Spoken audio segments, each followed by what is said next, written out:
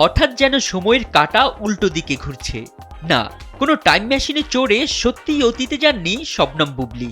তবু তার সাম্প্রতিক লুক দেখে অনেকেরই মনে হচ্ছে তিনি যেন পাড়ি জমিয়েছেন আজ থেকে ৫০-৬০ বছর পেছনের রূপালী পর্দায়।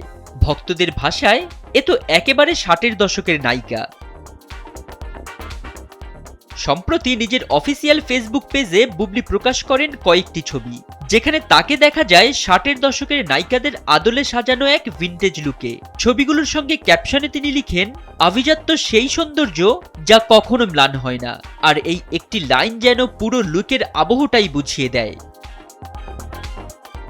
ছবি প্রকাশের পরপরই নেট দুনিয়ায় পড়ে যায় হইচই।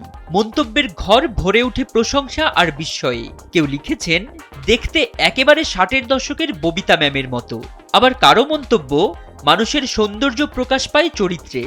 একজন তো সরাসরি বলেই ফেলেছেন, বুবলি আমার ক্রাশ, বয়স যেন তার দিন দিন কমছে। তবে সমালোচনাও থেমে নেই।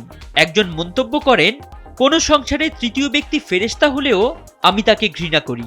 বুবলির কারণে শাকিব খানকে দেখলে বিরক্ত লাগে, তার সিনেমাও দেখি না। বুবলির কারণে অপু বিশ্বাসকে ভালো লাগে।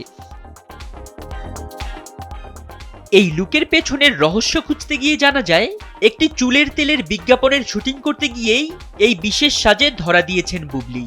সাদা জমিনে মেজেন্টা বল প্রিন্টের শাড়ি, একই রঙের হাফ হাতার ব্লাউজ আর ফিতেই বাঁধা ৬০-এর দশকের হেয়ার স্টাইল, সব মিলিয়ে যেন অন্য এক বুবলি।